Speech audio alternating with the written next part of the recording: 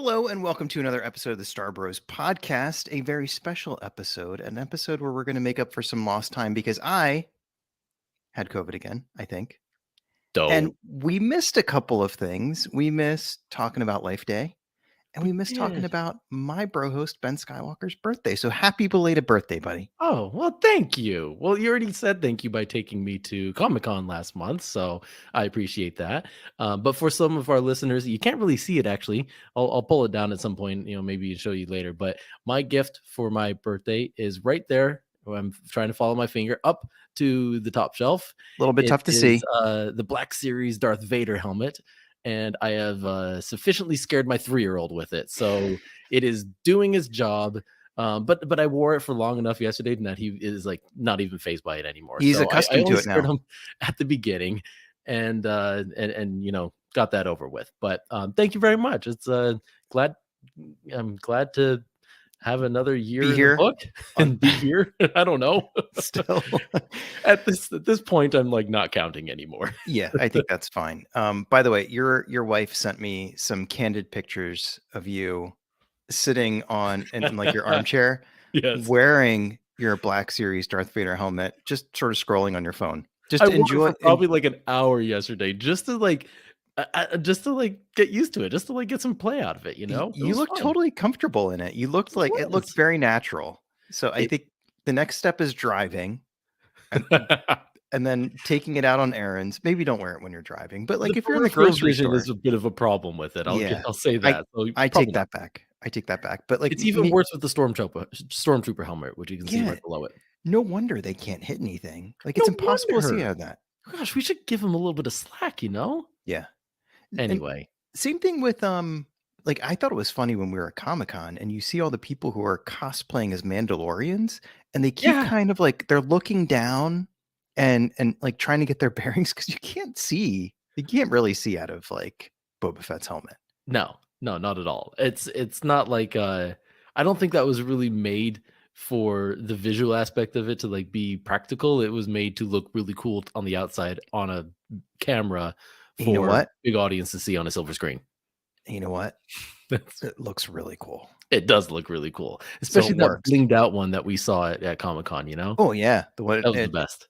it just covered like in sparkly crystals. Very cool look. Yeah. But how are you doing, buddy? I'm doing well. I'm excited to talk about some Andor because I've got this like pent up energy. These have been some amazing episodes that we've gotten, and we've got a lot to catch up on. So, You know what, bro? I'm doing well. Thank you. I think it's like the best show on TV. Yeah. And if you Not, read anything that came out from Gilroy in the interviews that he's been doing recently, they pushed back the start date. Remember that? They was supposed to come out mhm, in August. They pushed back mhm. to September, and then they gave us what was it? It was two at a time, three at once, I think right? it was 3 at once, yeah, and Yeah, three. people were annoyed that it started slow because that's Yeah. people for you. That's people.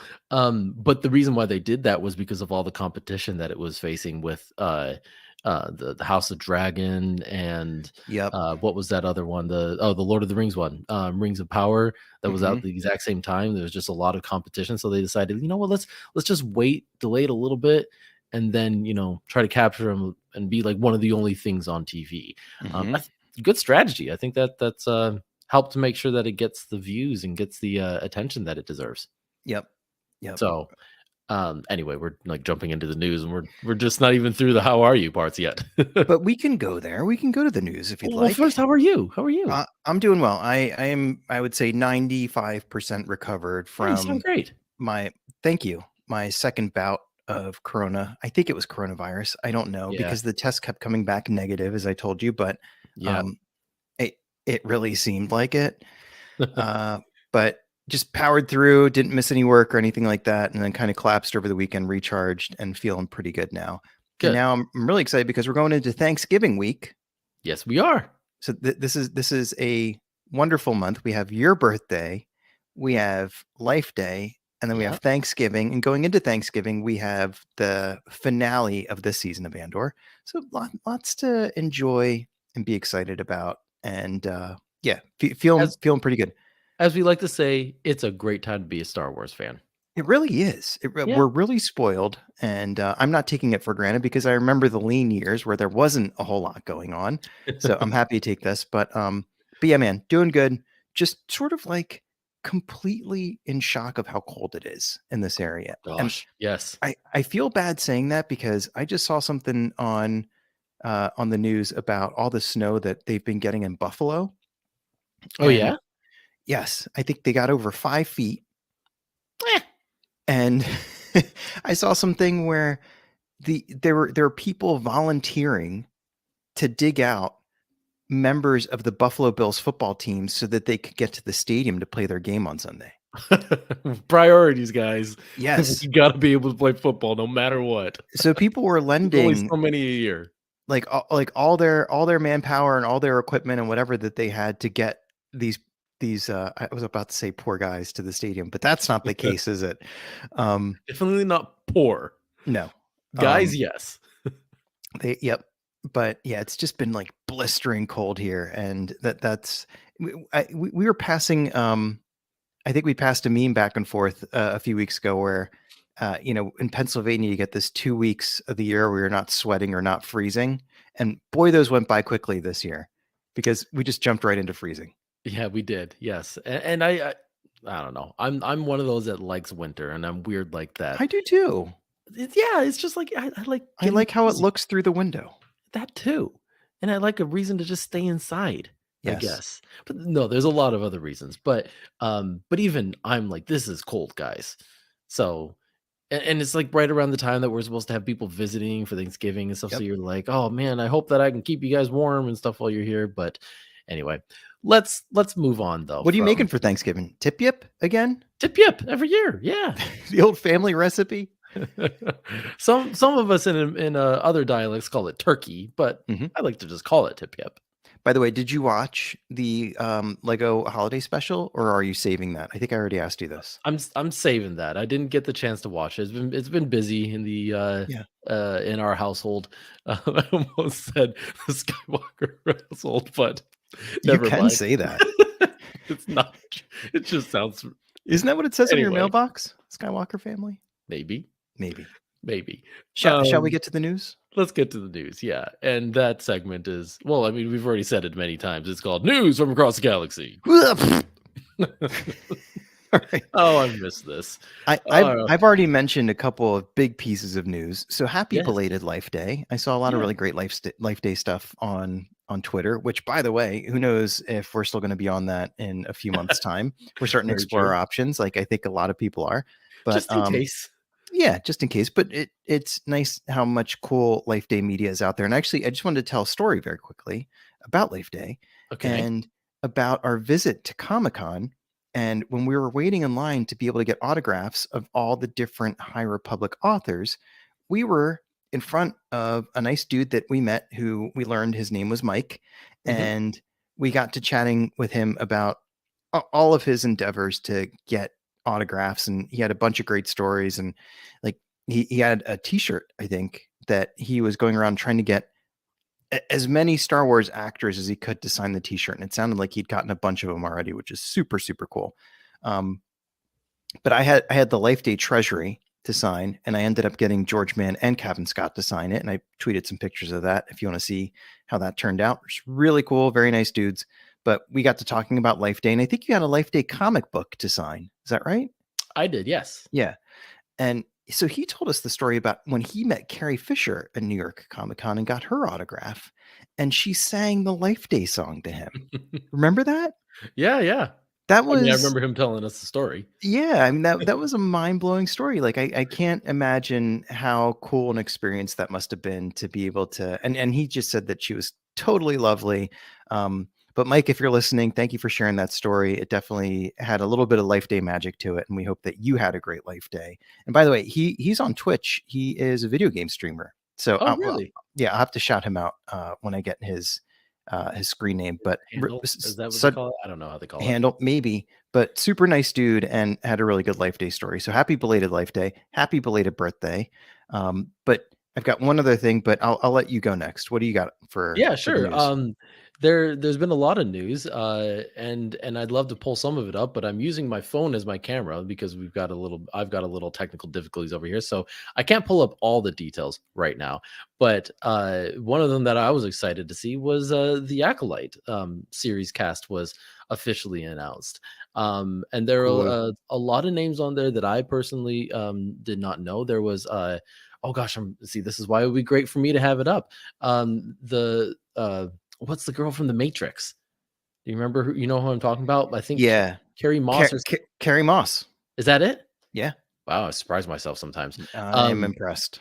she was one of the recognizable faces in there, so I was like, "Oh wow, that's cool, making a comeback." At least a comeback into this genre. I don't know if It's I've really seen her in cool. anything, lately.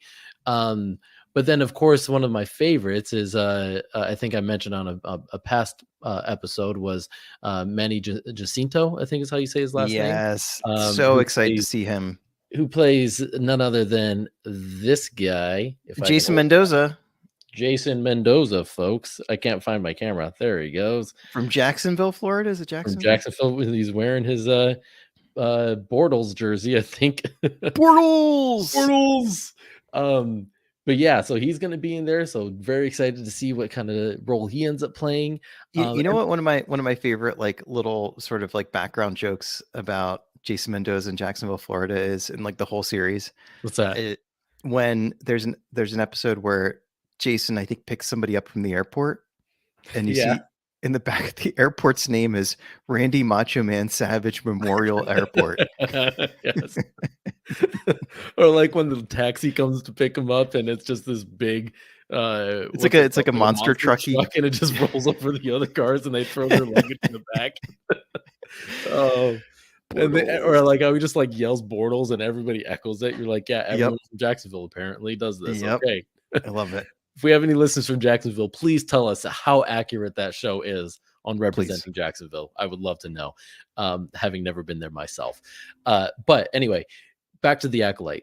The thing that makes me excited about this, yes, we get to see the cast, and there are some familiar faces in there. There's the guy from Squid Games, I remember, was one that stands out too.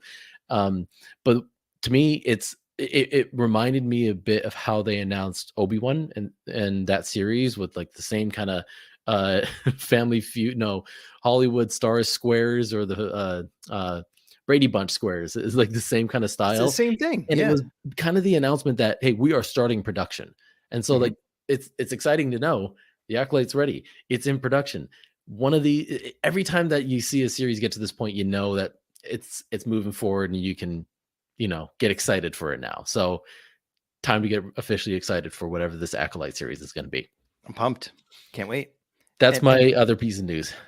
I Go think the only I think creator / author I saw retweet that was Kevin Scott.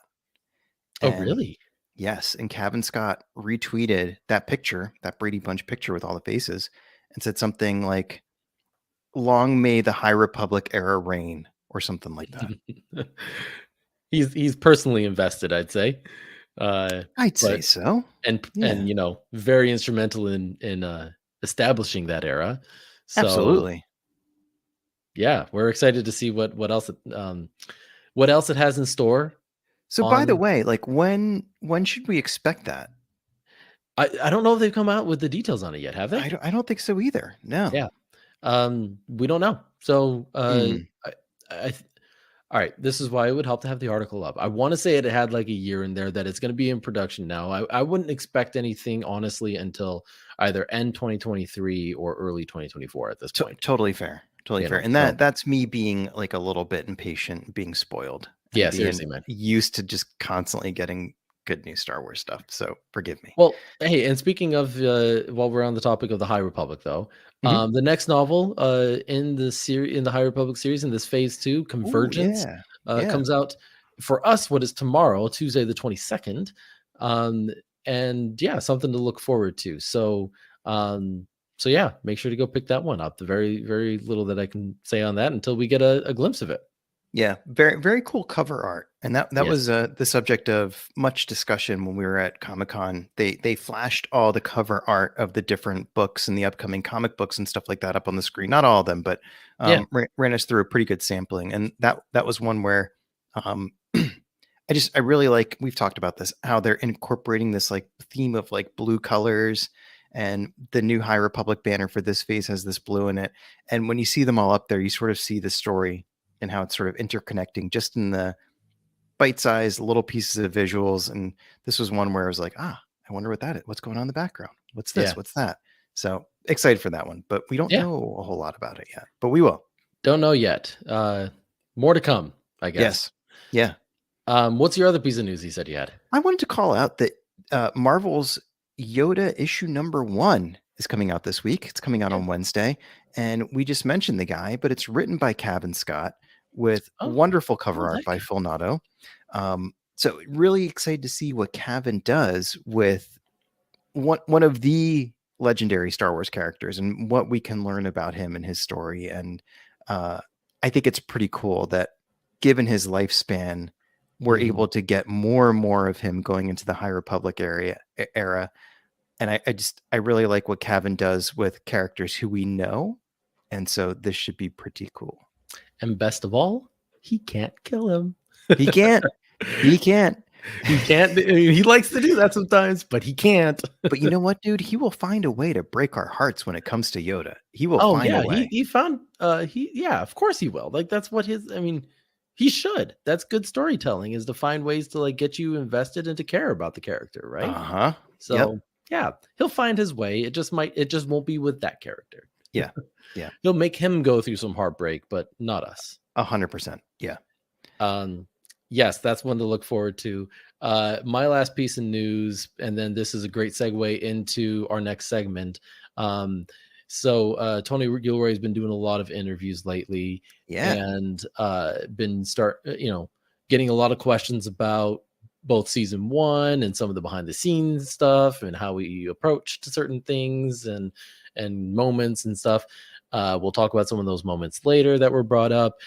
He talked about kind of the block setup with the way that they've filmed the series, with the first block being like life on Ferrix to the heist, and then this prison segment that we're in, that we just wrapped up, and then teased a little bit about season 2. So there will be a season 2. We knew that was going to be the case, that this wasn't all that we would ever get of the anti-hero or spy and that is Andor. And he gave us the names of the directors, at least, and he also told us that the same writers that were involved with season 1 are coming back for season 2. So if you've been it's been very well received critically. If you've liked the way that it's written and everything, then very well received until for that to continue, including his own brother. Like, yes, I just think that's amazing that some families have that much talent and ability, and that siblings can work together. It's pretty amazing. Yes, agreed. That doesn't always work out that way. The Russo brothers figured it out. The Gilroy brothers are figuring it out. The Castins, father and son duo, right? They work together on some Star Wars stuff. But yeah, it doesn't always work out that way. But they're going to be back, the same writers, but then they got some new directors this time, and to me that's disappointing, only from the sense that for one, I really think these directors have done a great job. Too, I knew some of their previous work and really liked that, so I was excited to see what they would bring here, and they did not disappoint. But the exciting part is that more people get a shake and a chance to kind of show what they can do.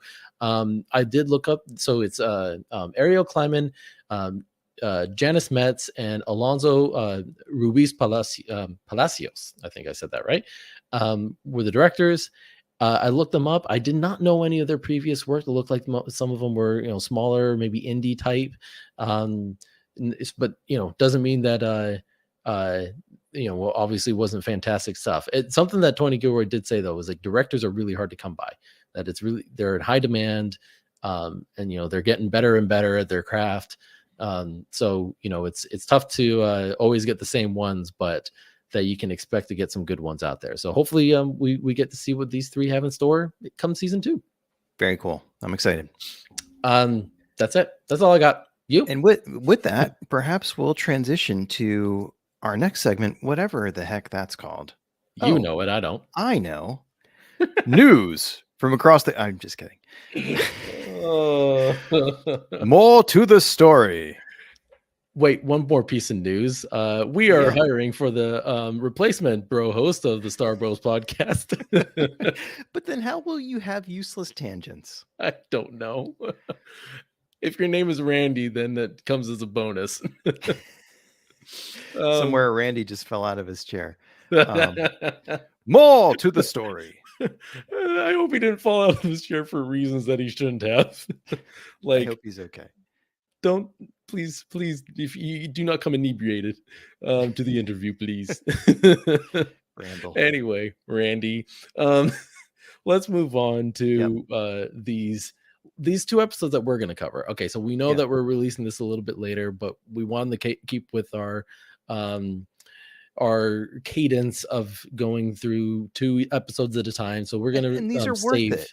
These are worth Yes, spending some time on. We don't want to that's rush why these. we're doing this. Don't rush it, like you just said. Yeah. Episode 11 will come later, and we'll cover that as part of the penultimate climax season closer that is to come. So, I'm very excited for. But we're gonna start with episode 9. Nobody's listening, and then make our way through episode 10, One Way Out. Maybe I'll just start at the top. How have these last 2 episodes worked for you when you think about all the episodes? Like, we've gotten 10 episodes so far, and these are just 2. I'm curious where you kind of feel they fall without knowing the last 2, obviously. What do you mean by where they fall in terms of like how much you like them? Are they I really like them? Yeah. Yeah. Okay. We've gotten 3 story arcs, and do you have a favorite that's starting to pan out yet? Well, that's a good question. Maybe I can just spend a second on what it is that I really liked about these particular episodes. And that is, I like that they've put some of these characters like Cassian in a situation where you're stripping away a whole lot of other things and you get to see them kind of psychologically evolve. Yeah. And if you think about the environment that they're in, this particular prison, it's pretty stark, as most prisons are, but there's really no outside stimulus. There's really no, and I thought this was very interesting, a trope that they did not use. Typically in a prison movie, or when you see anything about prisons in a story, there's a lot of infighting. It's inmates against inmates. There's different factions. There's whatever. There's none of that here. Yeah. Everybody's sort of a prisoner of their own experience. And I really like how you get to see Cassian's, not just his plan evolving over these couple of episodes, but you get to see him evolving as somebody who started out a mercenary. But I think by the end of the next couple of episodes, he starts to turn into the Cassian that we're going to know in Rogue One. And I think that's a good point. Yeah. I think you can say that probably about this whole series, is that trajectory, that his evolution as a character. But I think it's really kind of stark in the prison setting. You really see his leadership. You really see his enthusiasm for survival. And he starts to share that enthusiasm in terms of like, I don't just want to live and run away with a bag of money. I want to be able to help other people too. So I really like this arc. I mean, going back to the stuff that we saw like in the Eye episode, the overall Aldani heist, that to me probably, 10 years from now, when you ask me about Andor, I'll probably point to those episodes and that story arc as being like, oh my gosh, wasn't that amazing? But this stuff is really cool too. Episodes 9 and 10 are really cool too. But where does it kind of shake out for you? So it's going to be hard to say, a year or 2 years down the line, where if I'm going to hold to this, as always, don't ever hold anyone to anything. Everything's subject to change. But I have to say, like, I was so invested in this arc. Like, the last arc with the heist was great. I love the visual aspect of the eye and everything, and it still is really unique and special to me. But this one, I felt the anxiety, and it was my anxiety. I felt the desperation, and it was my desperation.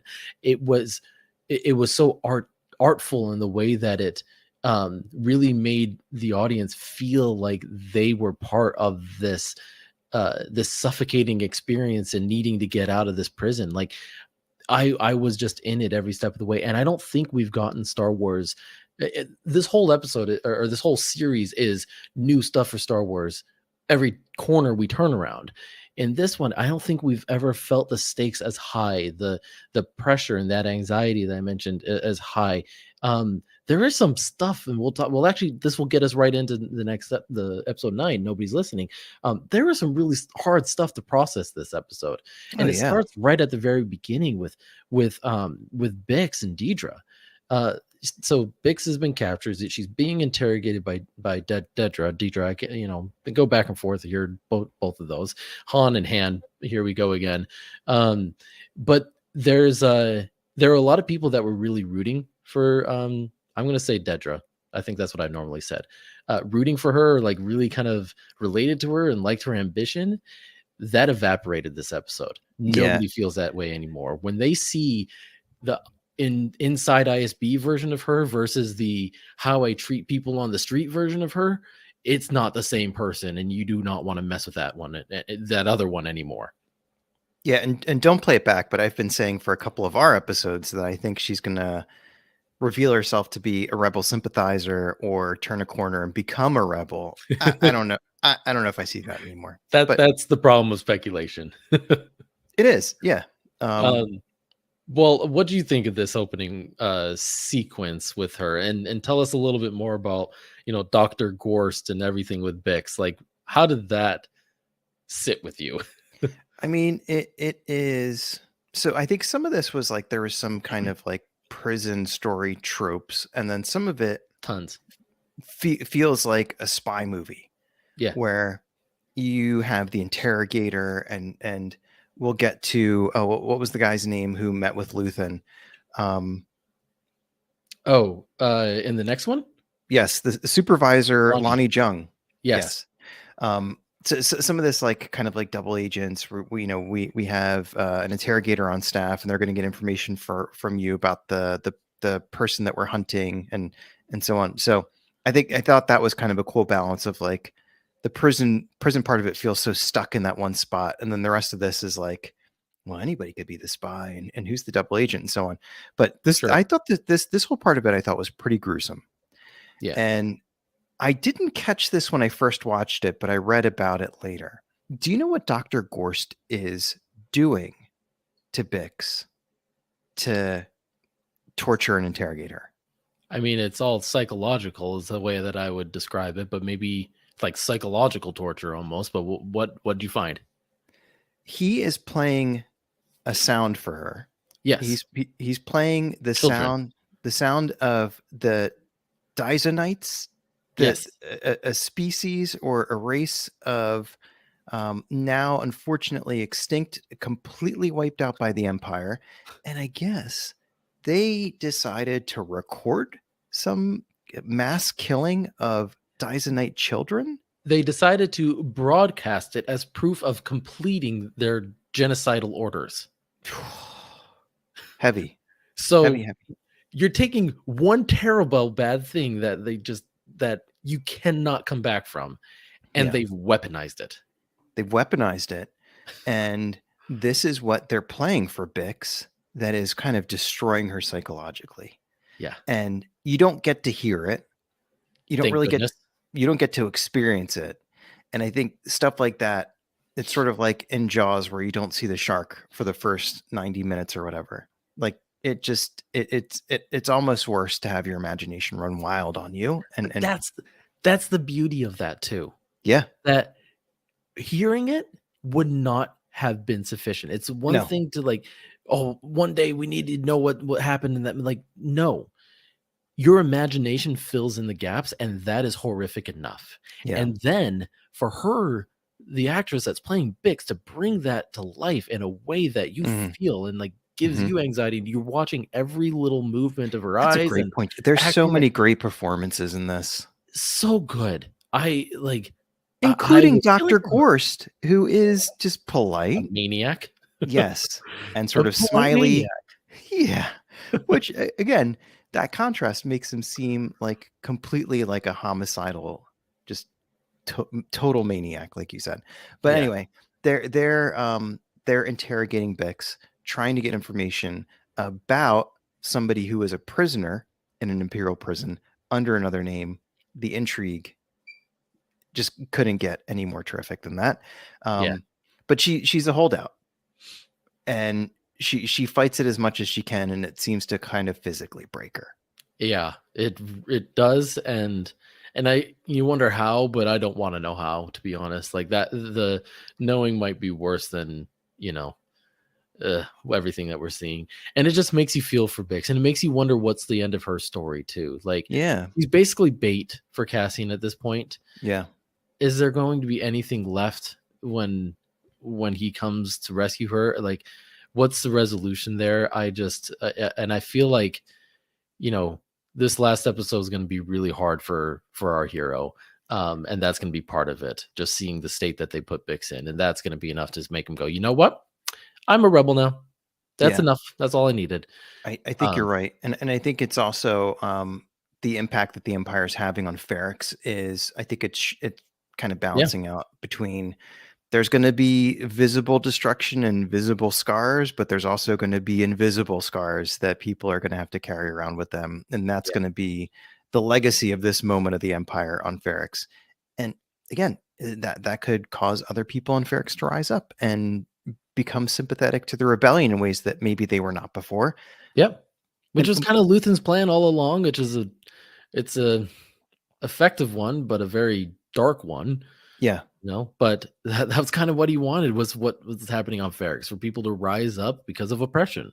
yeah. Um, And that's like working. a big theme that's coming out for me in this whole series, and kind of when I'm taking a step back and looking at the rest of Star Wars, it is two things that I wrote down.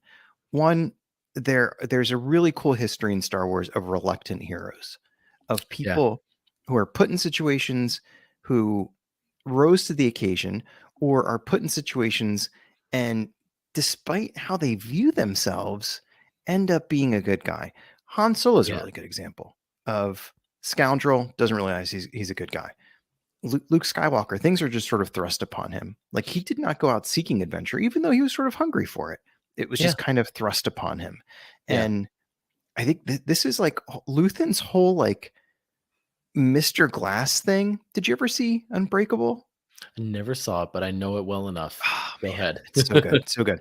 Um, one of the plot lines, and it's been out for ages, so hopefully Yeah, I'm not spoiling too much for I know anybody. the spoiler. It's good. But one of the stories is the villain, in air quotes, of the story, because some people think that, maybe he's more of an anti-hero or whatever. But the villain creates these terrible situations, and from those terrible situations looks for a hero to arise, or for a hero to be created by that awful, terrible situation. Yeah, And I think that's some of what Luthen is doing here. So, there are different parts where he's trying to rush the like the brewing kind of conflict to boil over, so that we can just sort of get on with this whole thing of like, the rebellion's been kind of under the surface and in the back of people's minds, like, let's just kind of bring it to life, and we recognize that that's going to cost some people's lives. And yeah, so I've been kind of thinking about, like, that there's this nice theme here of reluctant heroes, but there's also this whole thing of like this rebellion is reactive, and they're creating the reaction in a lot of these situations, and the Empire going out and causing these horrible, tragic things to happen to people is kind of creating the reaction, despite all the despair and the hopelessness that you see under the surface. Like, this episode and the next episode made me feel like, oh, it's coming to the surface finally. yeah. Yeah, I we will definitely get back to the whole point you're getting to about leadership, because that is the big theme of the next episode. And Yeah. I totally agree with you. Like this is it, I don't know if I'd call him as a much a reluctant leader. You know what? Yeah, I think that's a good categorization in some moments, but like he's more because he does some things that like show that he really gets leadership. So, but again, I want to save some of that. I want to talk a little bit, but we were getting to the prison scene now. We're getting to Cassian and everything that's kind of happening in this episode.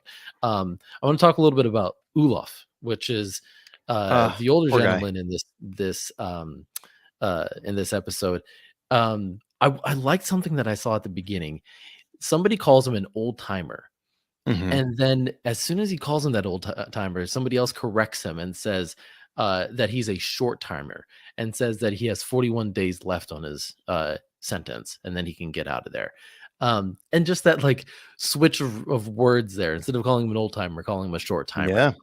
So this episode really revolves around him, and showing the toll that being a prisoner in this environment has taken uh, on some of its people. Um, and the toll is it's a storytelling device. It's really it's it's sad to see Olaf going through this, but what it's really for is for Kino Loy. Um, Cassian's doing his thing. He's trying to figure out ways to escape, and he's found his allies within the prison that are willing to work with him to kind of figure it out and come up with a plan and things like that. And like, good thing too, because if they, as we'll get to in the next episode, if they didn't have some sort of plan, none of this would have worked. But like, Hmm. Cassian's working, he's plotting, he's figuring it out, um, and Kino Loy is just in denial through the whole thing. And if it's not for Olaf, he's not coming around. And it shows something about Kino Loy that I like. He is hard. Like Andy Serkis is playing him well. He's great to play because he's like a hard nose, follow by the rules, like do work hard, like make you work hard. He's a great leader, Hmm. in some people's eyes. A very certain type He's of leader. effective. He's an effective leader, sure. That's a good way of putting it. But he cares about his people because he has the goal in mind of getting out. See, I questioned that for a little bit How so? until Olaf helped me see that, yeah, he does genuinely care Yeah, about the people who I think he sort of sees himself as being entrusted with. yeah, I think, yes, there's a practical thing of like he wants to just sort of keep order on his floor to ensure that things run smoothly so that he can get through this next day and scratch another day off the list and count down, and maybe they get flavor in their food and whatever else. yeah, But when we lose Olaf, when he starts to slip away and finally when he passes, like the way that Andy Serkis plays Kino Loy shows there's a genuine compassion and a care and a sadness there that yeah, I didn't know if he had that until we saw him go through a couple of things, if that makes sense. yeah, yeah. It does. Absolutely does. Um, I I don't know. I think this episode is really about making sure that we establish Kino Loy and his uh kind of his character a bit more. And we see that he just all he wants to do is focus on getting out and Yeah. helping Olaf get out, right? Yep. Um, and Cassian is pushing him to think differently. He's Hmm. pushing him to think about, what if you want to? How about getting out of here sooner, huh?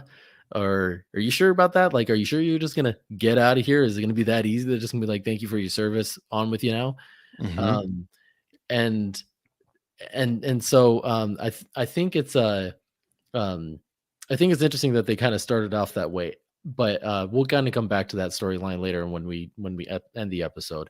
Um, let's talk a little bit about Mon Mothma and what's happening to her in this episode. Yeah, because this is one of the when we were texting about it, you're talking about the different chess pieces getting set up Yeah, for the finale of the this season at least, yeah, and this was definitely another one. So, um, as part of the Aldani heist backlash, it seems like the Empire will seize any opportunity to expand its powers and to crack down on anything it sees as being subversive to the Empire's power.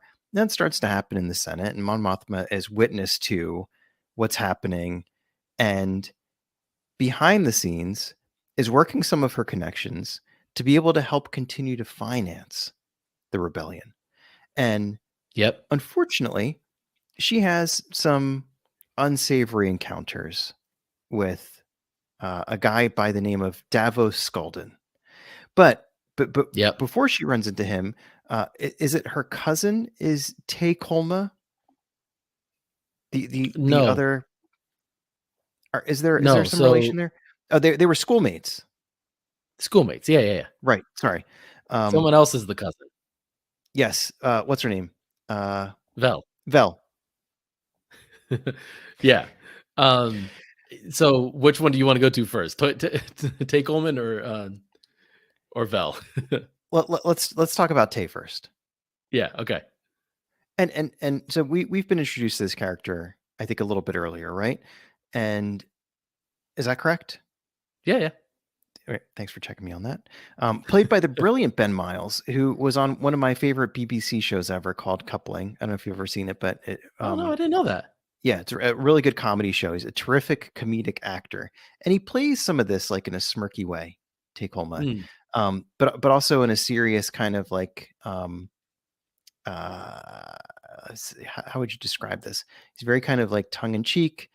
He knows what he's doing, but he's sort of playing the game of trying to make sly? it look like he's just sort of like, yeah, I'm just at this cocktail party, but I also know that I'm dealing with somebody who is helping to finance a rebellion, and I'm not going to let that show. He's very sly. I think that's probably a good word to put it. Okay. A good way to put it.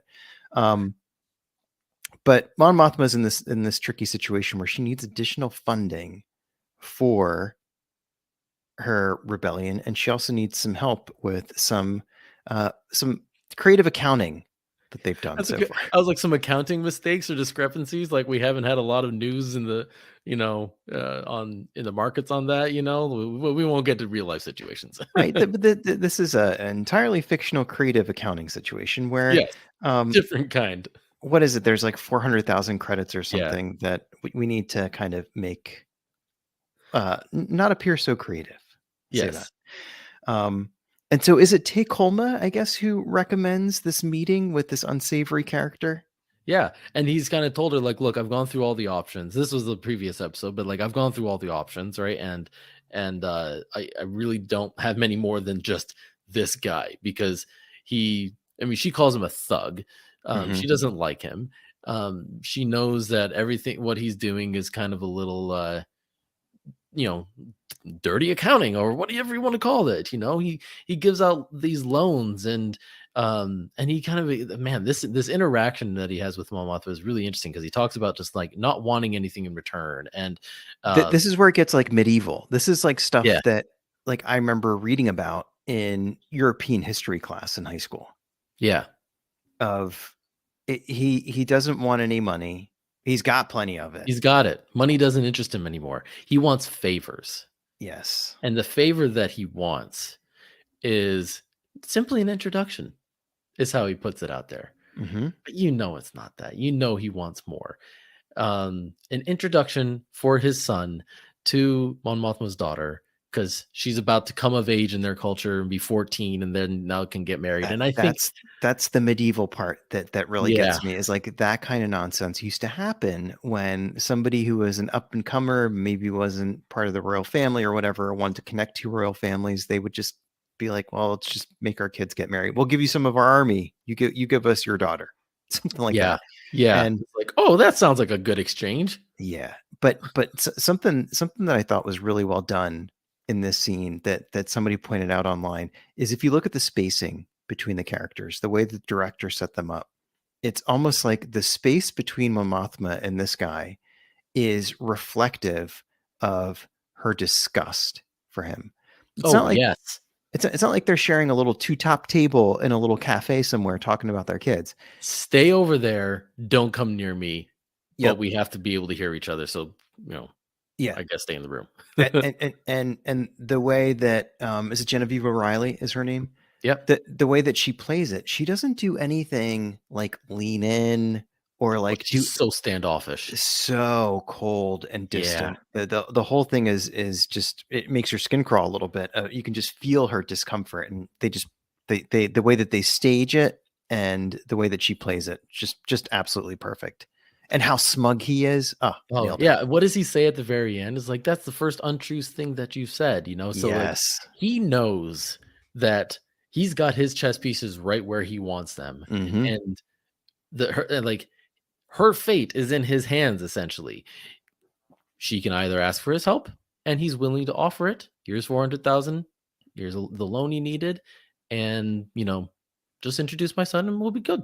Like, Yeah. he really doesn't even care if she defaults on that loan. No. He could care less. What he cares is that now his son is in the upper echelon of society with a senator's daughter. Hmm. Like, that's all that he cares about, and what that could mean for him later down the line. So, like, this Yep. is a favor that continues to extend itself into perpetuity, and so, Yep. like, it's interesting. I did not see this season going this direction for her. I really thought it was going to just be more like how she becomes in power as like the leader of the rebellion. No, this is very like how personal the rebellion is for Mom Mothma. How much she had to sacrifice. We'll talk about sacrifice in the next episode. How much she has to personally sacrifice for the rebellion. And And how few options she had at different turns in the story. Like she was yeah, really kind of backed into a corner here, and this was yeah. one of her best options. I kind of talk about how we talked about the prison analogy and Yeah. how last episode we've got a physical prison which Cassian is located in, and we have Mom Mothma who's in a different kind of prison of her own, and the walls for her are just getting tighter and tighter and closing Yep. in.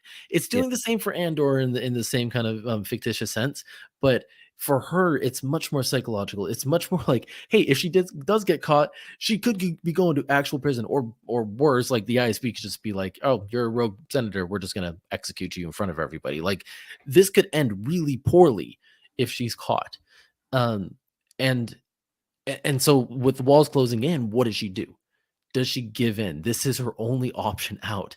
And she hates this tradition, but she might just have to bite the bullet and do it, which is really We, tough. yeah, really tough. We shall see. But yeah, that continues a theme of a lot of these characters being sort of stuck in whatever outward facing identity they've taken on to Yeah. survive. Yeah. So Can we move on to one more thing? Or do you have one of the things you yeah, want? yeah. From this episode or the next one? This one. We Sure. have Go like ahead. two more things to cover in this one. Yeah. The last one's really quick. We got to talk about Cyril. I'm Well, sorry. I've got one more beyond that, but yeah, Okay. Let's talk about Cyril first, and then your one beyond that. yeah, What's up, dude? You went from like some of us had hope for you to some of us are like hating you like now you're not winning anybody over. You turned just into a stalker. totally stalkery, really creepy. Just a little bit uncomfortable, but he's feeling some desperation. He feels connected to the Empire's mission. He feels connected and obsessed with this Cassian Andor hunt, and he can't let it go. He He just can't. can't let it go. And his And one I'm still thread, not sure why half the time. I don't know. I don't know. He's defined himself by it. And I Yeah. think part of it is like he's really taken offense to the way that um, it was handled. That this is Yeah. somebody who killed a couple of these corpos and got That's away fair. with We do it. know why. Yeah. Yeah, but like I think most people in a situation where they've lost any ability to influence the outcome, kind of at a certain point go, I got to move on. I gotta let go of this thing and do something different. Hmm. Um, like there's the guys that you went to high school with that wear their football jacket in their 20s. It's like, you got to let that go. Um, don't wear your uh, football jacket to the football game. It's a little bit weird, but Cyril's like, no, I'm going to keep showing up at the ISB and I'm going to bother this. I don't want to say poor woman because she's a bit monstrous in her own right. Um, but yeah, he's just completely obsessed. he is. And it's gone to the point where he's crossing some boundaries, not Yeah. that not just ones that could get him in trouble, like fired or like arrested, things like that, because he's crossed those lines too. But now he's kind of getting a little bit creepy. Like he used stalker language, man. Like Yeah. like Yeah. so I just kind of watched this now and I was like, okay, like why is he obsessing so much over this? And again, we know why. He, to him, Andor ruined his you know, his shot of making it big within the empire. He stood up to order, and that's not okay, and he's getting I away think with that's it. the big part. I think that's Yeah. the big part for him. I don't think it's so much like personal vengeance as like making it right. Like he thinks that the system has been wronged and he wants to make it right. Yes. Yeah, exactly. And he wants to be part of that. So, and he's been wrong because of all that too. Mm, So yeah, it's just really weird to see the steps that he's taking. Yes. Um, She would have been within her rights to pepper spray him. yes, that's a good way of putting it. What's the other part you want to talk about? I wanted to mention, and a couple people have called this out online, and I did not notice it until they mentioned it. But okay, within the boundaries of the Empire, it makes sense, and it has always made sense to not see any aliens. But you would Hmm. think on Narkina 5, you would think that the prison would be full of aliens. Like, Yeah. where are the aliens in this show? And that's not a knock on the show. It's not a criticism. I just expected to see a little bit more, and I think I would have expected to see them locked up in a prison because the Empire seems to love that. Well, maybe there's just some profiling that's happening by the Empire to get the most able bodies that they can to do their dirty work. Could be, could You be. know, they need something that kind of replaces droid. So I don't know. I don't know the answer. I've noticed it too, but I'm like, uh, it's it's kind of hard to make all of those aliens do exactly what you've got them building and lifting and all that stuff. Maybe it has something to do with that. I don't know. That's fair. Yeah, That's I fair. don't know. I don't know, but Um, I was curious, and then when that was pointed out, I was like, oh, yeah, yeah. would have expected to see a few more, but that's okay. Well, let's talk about one more thing, which will then lead us into the next episode. Um, so we haven't really talked about it, but one of the things that's happening in this prison is this mysterious orders that are being told, like then sign language going back and forth, and everyone's trying to understand what's happening on level two, what's happening on level two, and there's something happening, but they're not able to get the information that they need, and so they're kind of in the dark per se, and it's eating everybody alive. Melshi, I think, is the one who's like mouthing off, and Kino Loy just loses it and just socks him in the gut because of it. Like people are losing their minds and their tempers, and it's getting dicey. Olaf then has a stroke, we find out, and is on his last in his last moments, we find out. The medic comes in to try to save him. At this whole point, Kino Loy is just like, I just want to save him and get him to fill his sentence so he can go Yep. home. Can you Yep. help him out? And and the doctor was like, I am helping him by easing his pain, easing his suffering, and letting him part from this life because none of us are getting out. And that's where, so it's really interesting at this point. The back of like Kino Loy is still of the mindset like we're getting out, we're getting out. But slowly through this conversation with the It's a medic game that comes changer. in, it's a game changer. It's funny because the medic is like, you need to get your guy in line. He's not talking to Cassian at this point. And I think Hmm. that's where Cassian learns a little bit of this leadership of like, hey, I'm not going to try to lead by being the one out in front. I'm going to try to lead by nudging this guy, Kino Loy, to be the leader because that's who he is and he's good at it. And so he's kind of just trying to nudge Kino Loy along. Finding Kino Loy is the one who's asking the questions. He's like, what happened on level 2? Tell Hmm. me now. Um, he's finally convinced there's a problem and he needs to know what it is. And the problem is none of them are getting out ever. They fried an entire floor, he says, because they wanted to keep quiet. That somebody who was on a different level who ended their sentence just ended to back up on another level the next day. And so they decided, the few people in the Empire that were running this facility decided, you know what, to just stave off any big rebellious activities, let's just fry them all. As soon as Kino Loy hears that, something flips in him, and that last piece of dialogue to end this episode, earlier in the episode, um, you had Andor asking Kino Loy, "How many guards are there on the Yep. floor?" And he Wouldn't tell just him. wouldn't tell him. He wouldn't pretend like he was even thinking. He just shut off the light, ignored him. Very end of the episode, he not only shows that he's been counting, he shows that he was counting way before Hmm. he even asked, and he was just trying to stifle that side of his brain or push that side of his brain down so he didn't think about it. Yep. Um, it's just a fantastic moment. What do you make of all this? I've just explained what happened, but what do you make of all this? I think there are two things that happen here that are pretty important. I think we see Kino Loy become a different type of leader, a leader outside of the structure that he's used to, and a rebellious leader.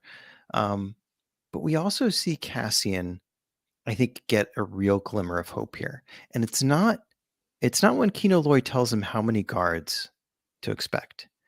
I think Cassian sort of connects the dots and realizes that the Empire must feel vulnerable within the confines of Narkina 5 here. When he says the line, "Power doesn't panic." Yeah. And I think he has the "power doesn't panic" connect the dots moment in this situation when he realizes, gosh, they wouldn't fry that whole floor unless they were sort of scared of something. And No, and I they were scared. They were scared of us, the yes, prisoners. yeah, and it made me think of that whole thing from oh gosh, I can't remember the name of the comic book series that was made into an HBO TV show, but one of the characters who's a anti-hero type of character ends up in prison, and he's kind of getting picked on in prison. And what he says to his fellow inmates always stuck with me. I wish I could remember the name of the show, but he says something like, "You guys think I'm stuck in here with you. You don't realize that you're stuck in here with me." And I think that's kind of the moment that Cassian has of like, well, these guys are afraid of us. And Yeah, that means that they're vulnerable in some way. And that means we can do something about it. And we can we can find our way out of here. And there's only one way out, as the next episode is called. that's Um, yes. What a so segue. Good job. yeah, so I think that whole moment for me is like mentioned earlier. You get to see the Kino Loy. I think you get to see that Kino Loy really actually deeply cares. And I think that like one of Yes. the things that this series has really kind of like warmed me up to is I've always thought Andy Serkis was the man. Always Mhm. thought he was the man. But I haven't gotten to see him, just him, really do any acting. Like I thought he was the man as Gollum, as Snoke, as the guy from Planet of the Apes, like you name it. Mhm. Um, but just the way, like you sort of see in his eyes, his facial expressions, his posture, like the way he plays this all is just freaking fantastic. Um, Yes. so I think this scene, you see his heart. I think you see Cassian's courage kind of bubbling up to the surface. We'll talk about it in a minute, but I kept saying, uh, it's so nice that after many movies of scaring the daylights out of us, that we've learned that Andy Serkis can also inspire us. Yes. Right? Like he scared us with Gollum, and he's scared us with Snoke, and uh you mentioned the Planet of the Apes guy, right? Wait, he's not the villain in that one. I can't remember who he is, Oh, I can't remember either. Um but he could have played any of them. He would have been great. I yeah, don't know. exactly. Actually, no, I think he is. He's the ape that turns, isn't it? Like he was good, but then he anyway. Randy the Ape. Ran oh gosh. Uh, let's go off a deep end pretty quick. Yeah. But no, it's just so cool to see him kind of switch gears and show us what else he's capable to do on that Yeah. spectrum, which you Uh, know he was, but like yeah, like you said, you get to see what he's capable of. But you like you said, one way out leads us into the next episode. mhm. And it just picks up right where it left off, and I loved where it ended. I loved how it cut off right at that moment because it just left you on the edge of your seat for a whole week going, okay, can't wait. That episode started and I was shaking with excitement Oh to see yeah. where it would go. And that I think I was thinking about this today. I really appreciate it that we get one episode a week Mhm. because I think some of these are worth really chewing on, and I think it Yes. builds anticipation in a nice way that I wouldn't get if I was just binging it on like a cold winter weekend or something. So Yeah. I've appreciated the spacing, and I think Gilroy and team have like done a really nice job of like where one episode ends, one where one picks up, and I think this is a really good spot too with their arcs. The way they box it out, I Yeah. think works really well. The way that they're kind of ending in a place where you're like, oh, oh man, I want so much more. And you just have to wait a week and then you get it. But you like you said, like it leaves you a lot to chew on and to and kind of figure out like why every moment that we're seeing matters Yeah. in the grand scheme of things. And I think it'll all pay off when we see it all come together.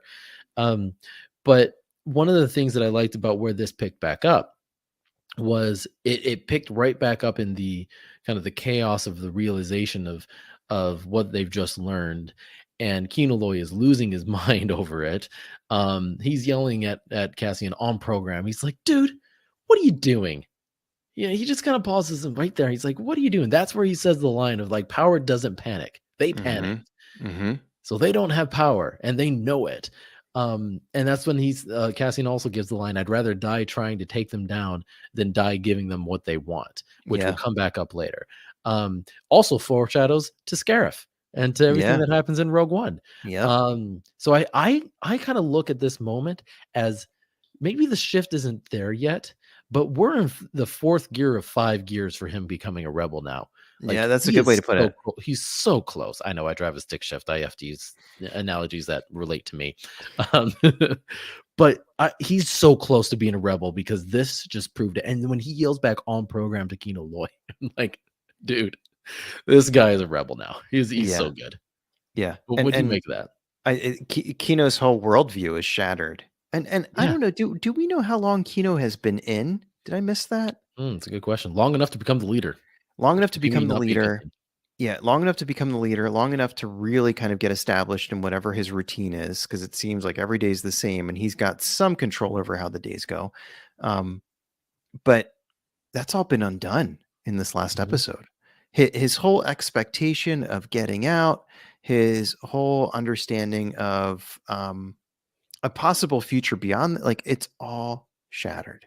And Yeah. we watch him go through some of that, and I think also Andy Serkis plays that really well, with him kind of like cowering in bed and turning his back to everybody else, and so on. um but even then, like, I'll go back to like that trope thing. Like, I think one of the things that works for me but is out of the ordinary is, this is a prison story where it's on the verge of like a full-on prison riot, but all the prisoners are getting along. Yeah. They're still trying to talk sense into one another. Still trying to, um, kind of Cassian's trying to rally Kino to the cause. Um, and it's not easy to do, but uh, I think where it kind of goes back and gets more kind of prison tropey is like when they go to execute on the plan, What and plan? What are you talking about? There's no plan. there's a plan. Is there a plan? There's a plan. Well, The all right, we'll get back to that because I want to talk Yeah, about yeah, that. Keep going. yeah. But do you want to reflect a little bit on the on program and all that stuff first? Well, I mean, the only other thing that I thought I'd say about this that I didn't, which I'm trying to remember now, was I it was the fact that I kept wondering in the week leading up. All right, we pretty much know the end of the arc is coming the next episode. They Yeah. followed their formula. This is 3 episode arcs, and so this is the prison break scene. But we haven't seen much planning other than him, filing at a pipe for a little bit and like having a quick conversation about how you don't get electrocuted on the elevator. Yep. That's it. There's no plan. Well, And we know that there's an opportunity, but and we that's know it. S- we know that the yes. plan will be built around the opportunity. So that was what was really cool to me, which was realizing that the untimely death and passing of Olaf has Rest in create peace. yes, has created a quick opening for them. If they don't take advantage of it, they may not get again. Because to his point, power doesn't panic. They panicked. They're going to beef up their power. So this is literally it. This is the Yes. only time that we can do this. And Yep. if we don't, even plan or no plan, like if we don't, we probably won't get out ever. We will die here. Yeah. And it's that realization that makes Keelan Loy he kind of goes into the silent mode, gets back into his cell. They're talking about what just happened, why Olaf isn't there anymore. And uh and then Keelan Loy just screams, nobody's getting out or something like that, right? Mm-hmm. Mm-hmm. And tells everybody exactly what's happening, that it's true, and to get in their cells and figure it out. And Yeah. that's it. Yeah. There is no plan. I keep going back to it. And by the way, if you think differently, let me know. But like, I think the reason why I keep bringing this back up is because every time that we watch a heist, a breakout, a big battle of some kind, the writers like to expose us to the plan Oh and yeah. tell us here's Ocean's 11 is like 90 minutes of planning. It is exactly right. And so you watch it go according to plan. Oh, it didn't go according to plan. Oh, we figured it out. It And still that's went the according to conflict of like, oh, he's supposed to do a backflip here, and who knows if he'll land it. And it's like, we don't get any of that. That's a good plan. point. Right, but you're exactly right. Like it's all about exposing us, the audience, to the plan, so that we believe it's possible when it happens. Hmm. Here, there isn't one. And we also are made to believe there wouldn't be one. So we're watching this whole thing going, this could just fall apart any minute. There is no Hmm. plan. They're just flying by the seat of their pants. And now you are so invested, you're shaking and you're excited by what's happening. So it's a great ploy, I think, to by the writers to deliberately not have a plan. Yeah. But we do see the execution of some kind of plan here, and we do see the coordinated kind of jailbreak. And one of the tropes that does feel kind of like prison movie ish is the sawing of the water pipe, and Mm. going in there a little bit at a time, and sawing away at it over who knows how much time. Who knows how much time is kind of passing through the whole kind of like arc here. But I think that between Well, Olaf they're and supposed to this. be like month. Each episode is about a month or so. Okay, got I it. think. I think. Um, yeah. Uh, so there's the courageous kind of breakout of like the new guys getting delivered. We break the water pipe, and on the elevator on its way down, like we seize the opportunity, um, and like almost right away when they start to kind of pour out of there, you do start to see. It seems like the Empire's kind of shorthanded in terms of like the guards and the overall security here. Like they've really depended on the technology and the psychological part of it to be the security. Yes. And once they realize that they can kind of like carve their way through a handful of people, it's not too long before they're kind of on the bridge, so to speak, kind of running the place. Um, but I think it's really important that just like an episode before, we start to see Kino Loy's heart, and we start to see him caring. And then we realize pretty quickly that it's also really important to him to get everybody out who he can. Yes. It's not enough for him to like save himself or his floor or just the people who he was kind of like accountable to and for. Like he wants to break the whole place out if he can. Yeah. And that becomes clear really quickly, and it's a very noble, I think, reaction to the whole thing. Well, and he also needs Cassian to help him out in all this. That Cassian that is the one who believes they can escape. right. That's a good point. He That's a really good he point. never did, which is why he never entertained it. Yeah. And now all of a sudden, over a span of a few minutes, he is forced to go the Hmm. other way because he sees exactly what Cassian's like. This is our only shot, and Yeah. if not, I don't get out, and that inevitably is my goal. So I got to make this shift happen now. Yeah. A little detail that I really liked in this, by the way, was Hmm. when they panned to Cassian as he's supposed to be sleeping and the lights turn on and he's wide awake. Hmm.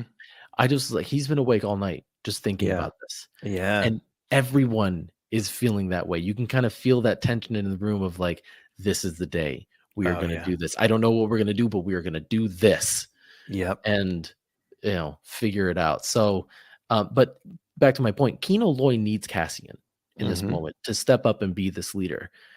But at the same time, Cassian needs Kino Loy He to be needs the leader. him. He He needs needs his him. voice on the loudspeaker.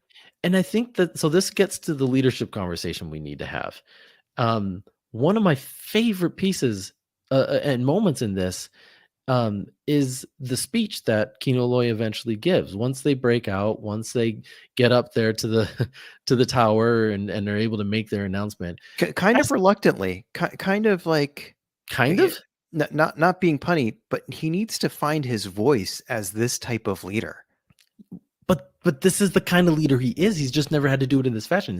At first it was This has used been in, beat out of him, I think, yeah, over his time there.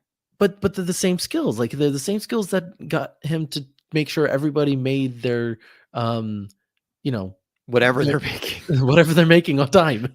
Yeah. Which I think we'll eventually find out. But I think anyway, there's going to be like a holy guacamole moment when you see whatever it was. But yeah. yeah, but Holy right now, no clue. No clue. Um, but Cassian realizes I am not the one to give this speech. Everybody listens to Kino Loy. Yeah. He's the leader on one of the floor, and Mhm. people will recognize. Some people will recognize his voice, and that's what matters. And it'll count for something. It'll mean something to them. Yeah, and so Cassian's just like the leader. He's been the leader this whole time. They don't break out and get this far if it wasn't for him, right? He's been the one sawing the pipe. He's been the one inspiring everybody. He's been the one, pushing them to count the number of guards, all this kind of stuff. And at this moment, he goes, "I'm not the leader for this moment.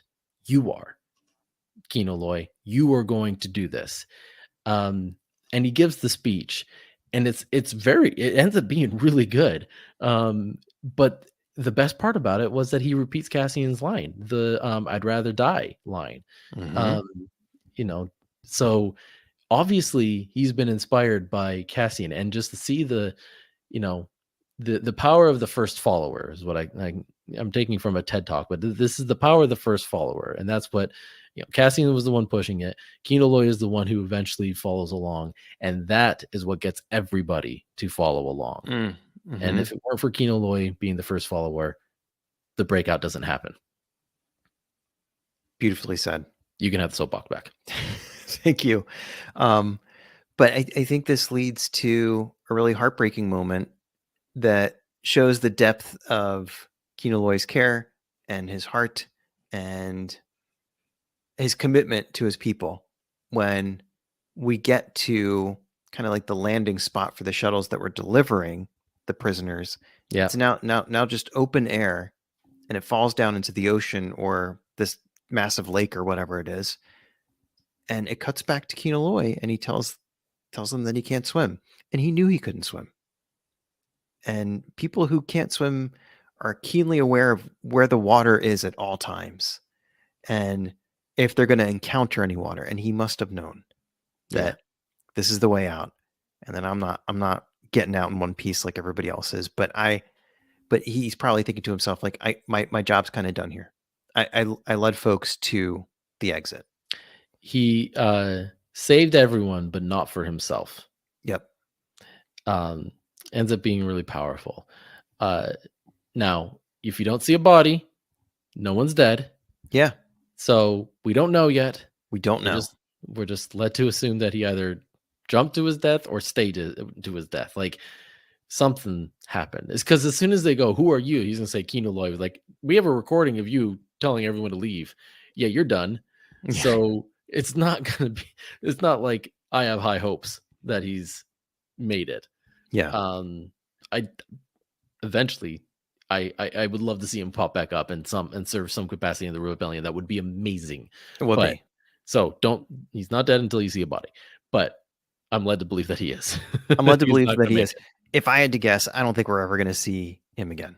Yeah, but it's also Andy Serkis, and if you can get him to come back and find a good reason to make him come back, he'll come back probably. Yeah, he could be in the next season as somebody else, and we would buy it, Yeah, and it'd be great. exactly. As Snoke. Yeah. Um, the fan theories, let them all begin. Yeah. No, one other thing too is that we eventually see, like, so Cassian is with Melshi, Hmm. who was one of the prisoners at his table. Yep. Do you know where Melshi's from? Don't we see him in Rogue One? We see him in Rogue One. Yeah, Yeah. I think some people picked up on that, but Yeah. he didn't. Melshi is in Rogue One. He's the one who saves Jyn from Ah. and breaks Jyn out. Hmm. Ironic. Hmm. Is Hmm. that Hmm. pretty ironic now? Yeah. Look at that. Um, yeah, and he ends up being one of the leaders that's on Scarif. Yeah. So yeah, he sticks with Andor. So it's really poetic to see how they brought him back in. Anyway, where do you want to go next? Well, I think a really important part of this episode is Luthen meeting Yes. up with the double agent. Yes. Oh, real quick before we get there, I got to apologize. Yeah. We forgot Mom Mothma was in this, and that's because I talked about her whole part of this episode in the last episode. My Yeah. bad. It's the same arc, but It's they the do same kind arc. of bleed together. Yeah. We're not Yeah, going to perfectly execute just talking about the one episode at a time, and I that's know. okay because it's one story. But let's talk Um. about Lonnie and Luthen. Yeah. So we find out that there is a double agent who wants out, I guess you could say, and Mhm. meets up with Luthen in the most dramatic fashion that you could imagine going up some creepy elevator with some earpiece and whatever, and they meet out on this bridge thing, which is part of some industrial water treatment plant in the UK. Oh, They really? Yeah, a lot of the structure that you see there is that's what it looks like. It's not it's been Does it not touched have up. handrails too? It maybe not. I don't know. I'm sure there's some Hollywood magic in there. I'm sure. Yeah, But they found a way to purposely get rid of the handrails because yeah, they're not allowed to be there. it just adds to the Star tension. Wars guys. Yep. But that whole scene pretty much is some place in like the middle of England somewhere. So cool. Yeah. That said, they have this terrific kind of standoff. Luthen is kind of like, we've talked about his intentions largely are good. Like I think he wants to see the galaxy go in the right direction, but his means are sometimes questionable. Yep. And he shows a bit of that here when he opens some of the conversation with Supervisor Lonnie from the ISB, and he Yep. congratulates him on having a daughter. Mm-hmm. And it's not that thinly veiled a threat. It is kind of like, I've got my eye on you. I know what's going on, and I know that there's somebody now who's even more important to you. And I'm going to start the conversation that way. Yeah.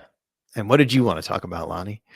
And um, this is like one of the great monologues in all of Star Wars that we get from Luthen, Yes. don't you think? So fantastic. Yes, Just I've literally got it pulled up word for word if you want me to read it because I might. I It's would that love you good. to. Yeah. I would love it. Yeah, this is gonna. People will memorize this. People will memorize this and act it out when they audition for stuff. Going Yeah, forward, it's very Shakespearean. It's very it's kinda so Shakespeare. It's so Bill Shakespeare, yeah. but just so delivered so perfectly by a really talented actor. Like just completely crushes it. Yeah.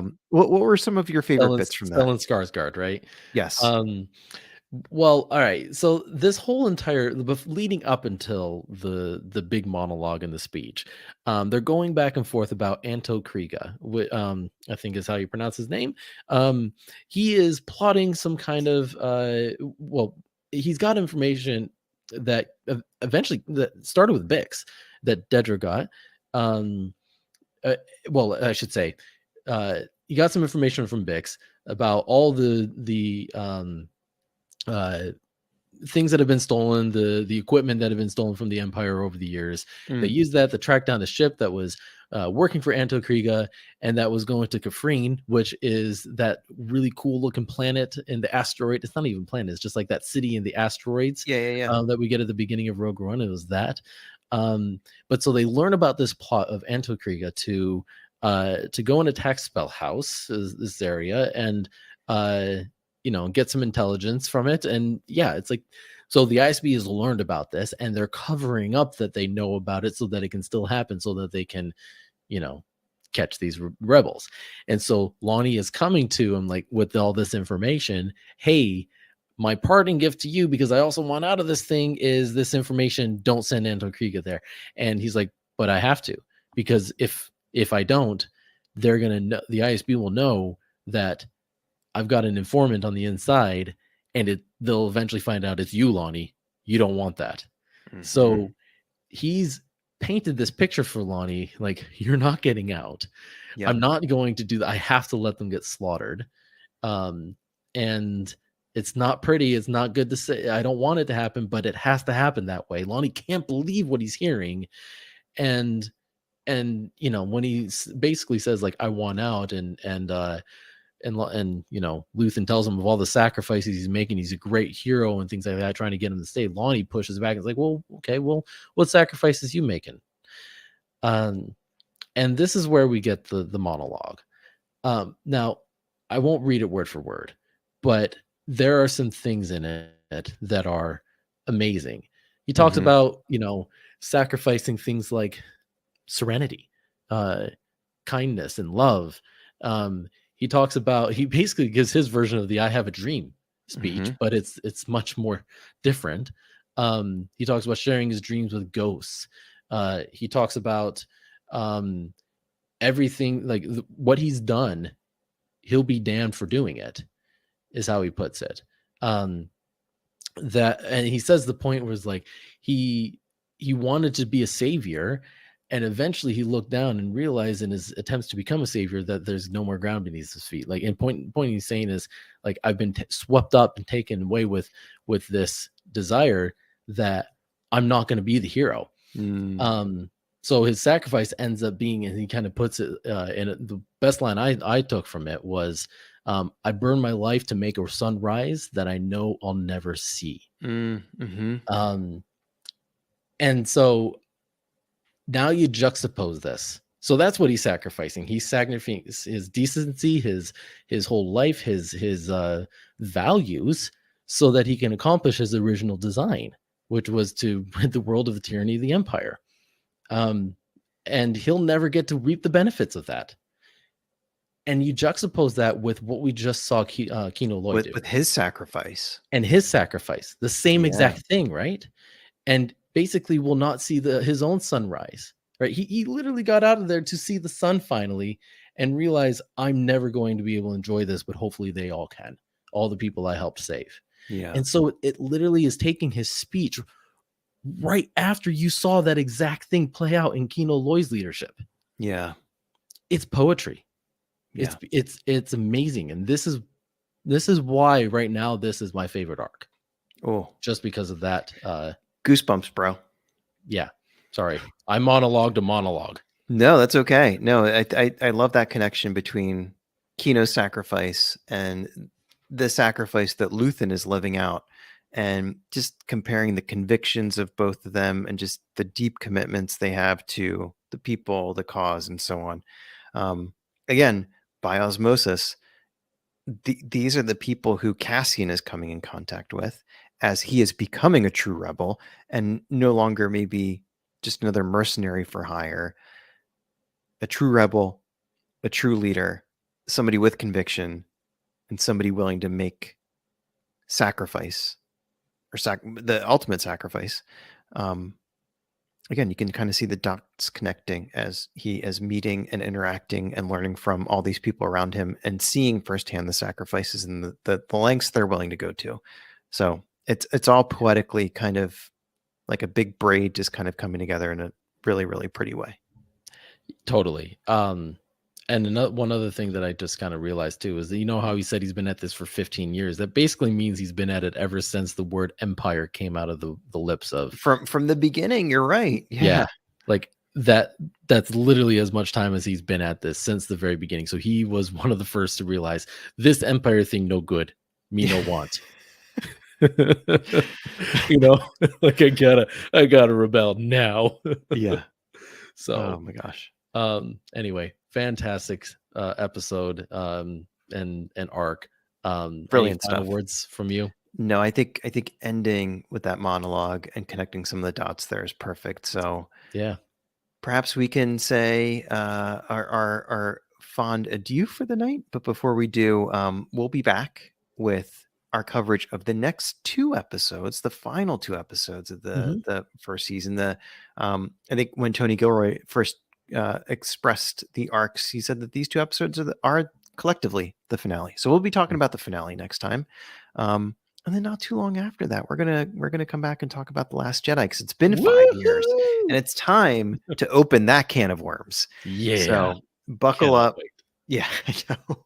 We're gonna get. Wait. You we're might gonna want get. to wait. No, I'm excited. I love it. We're gonna get emails though. We're gonna get tweets and whatever. We might lose some listeners. No, I'm just kidding. Yeah.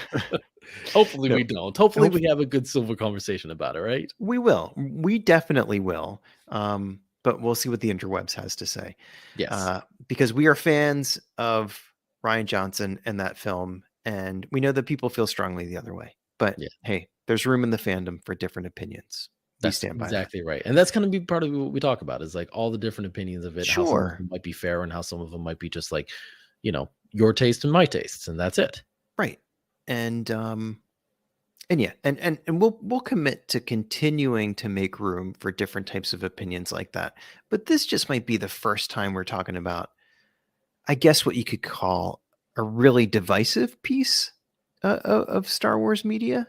It is. It feels like because And in some ways, I'm like, gosh, it's only been 5 years. And in some other ways, I'm like, 5 years is a long time to still be upset about a movie. But Yeah. that's just my opinion. But we'll be talking about that in December. Luckily, But I don't think people are like upset. I don't get the sense that people are like upset about it as much as they were before. Like people aren't like, but there's still strong opinions. I've That's mentioned before, the only times where people have been like angry at the Star Bros podcast on social media has been when I have commented as a Star Wars podcast something as simple as The Last Jedi was great. People are just like, where do you live? I'm going to come find you. And it's like, let's relax, bro. yeah. So I think some people are still like day in and day out angry about it.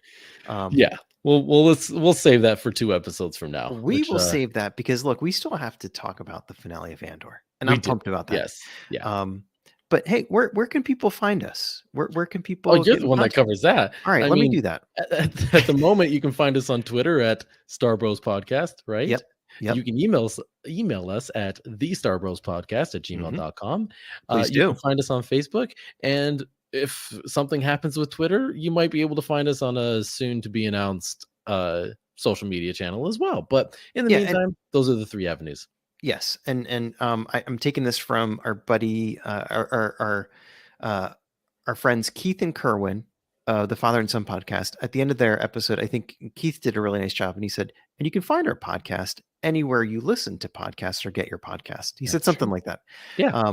which I think is a really good point that we always leave out because hey, maybe you're watching on the Braxium channel, maybe you're listening as somebody else is driving the car or whatever.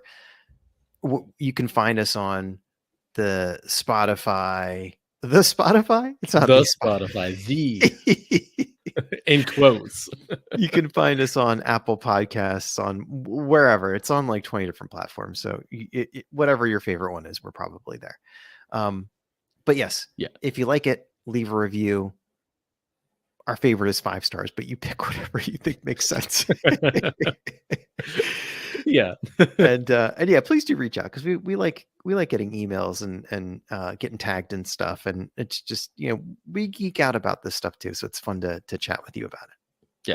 Yes, and thank you as always, listeners and everybody that is patient as we get over the Rona Yep. thing that exists and Yes. come at you when we're healthy and ready to talk about Star Wars. Yeah. We'll come back at you very soon with the next bit. But thank you for always being there, listening, and for supporting Broaxium and supporting us. It's just great to have you along for the ride, and hope you enjoyed every minute of it. So And happy Thanksgiving. And happy Thanksgiving for all of our American friends. For the For all of American our non-American Thanksgiving. friends, happy Thanksgiving in the spirit of what we're saying when we say happy Thanksgiving. Yes. And we hope you have a wonderful day, no matter what day it is. Yes. And with that, your turn. I think there's one more thing to say. This is your turn to say it. Let me see. My voice is still a little bit scratchy. Oh, I shouldn't make you do this, but It's okay. Don't worry, I'll handle it. Okay. Please I got do. this one. By all means. All right.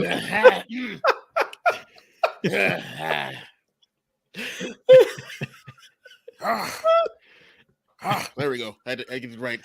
I had to get the right levels. Yes. That was like Andy Circus level scaring me.